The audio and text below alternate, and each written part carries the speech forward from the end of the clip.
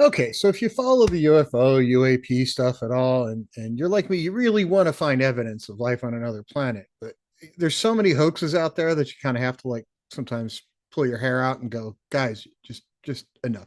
One of the more elaborate hoaxes that are out there is this sphere that was found, and it was found near in Colombia. It had multiple people said, "Oh, it was as it was falling, it was luminous and erratic." And okay, but some people captured it on video, and okay, they captured something on video. Is it this or is it something else they captured on video and they're trying to convince us this is the thing that was on the video? That's the part I have a question about first off. um Second, these guys came out originally, and there's another video on my channel they came out and said, "Oh, look, the alloy that it's made of is not used by humans for any purpose except, when you do a quick search and say, what is this alloy used for? It's like 20 different industrial processes. Outside of those 20, no big deal, right? This alloy isn't used anywhere."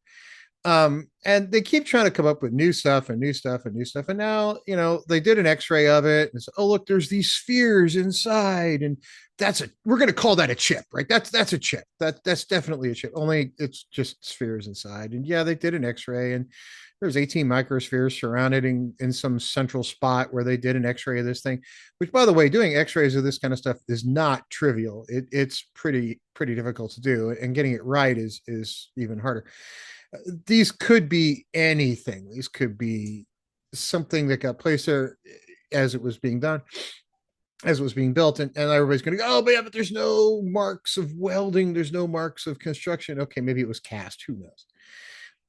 But oh, look, we found it out here in the woods, just luckily, right? We happened to just come across it where there's no apparent damage from where it landed, nothing in the trees there that was knocked out. It came in for a landing, but hey, it didn't hurt anything on the way. Now there's this chip. Well, now they came up with this image. They used a 1000x microscope and said, "Oh, look, we found these fiber optic things on here, and they're nanotech." I worked in nanotechnology for 15 years, maybe 20. I'd have to think about it. You don't find nanotech structures with a device you can order off of Amazon. And nanotech structures, if that's 1000x microscope, those are millimeter size. You can probably see that stuff with the naked eye, if not, a little magnifying glass that comes in a kid's rock kit. Um, Also, if you want to convince me those are nanotech, I need a scale bar on that image, guys. You can't just say, "Oh, look, nanotech, we promise, and we use this 1000x microscope."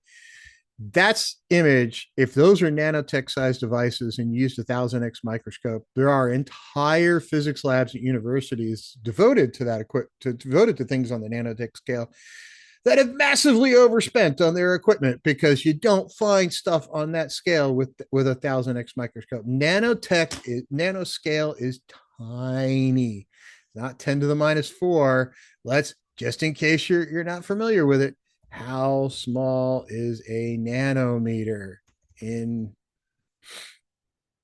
scientific notation? Now, 10 to the minus 9. So they found a 10 to the minus 9 object at a 10 to the minus at 1000x, right?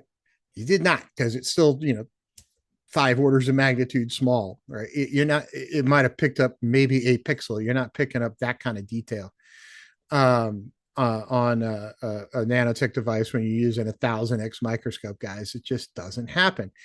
And for point of reference, from electron shell to electron shell, a hydrogen atom is about 0.1 nanometer. So you got 10 hydrogen atoms standing side by side to get to a nanometer.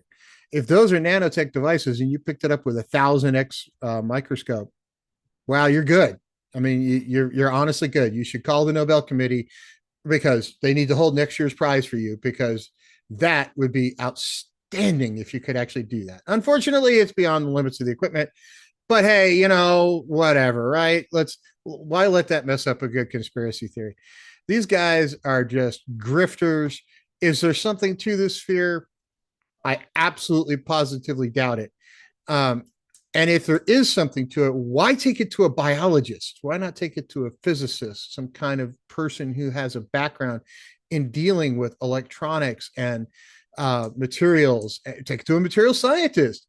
A biologist is not really the right lab to take it to unless you want somebody who's on your side, and maybe it can be swayed a little bit and it isn't used to working at that scale. So sorry guys, you're still not there, but I guess grifters got to grift. So hey, keep on grifting. Maybe sooner or later it'll work out in your favor. But for me, the more these guys keep talking, the deeper they dig themselves into a hole, and the more just absolute horseshit this is.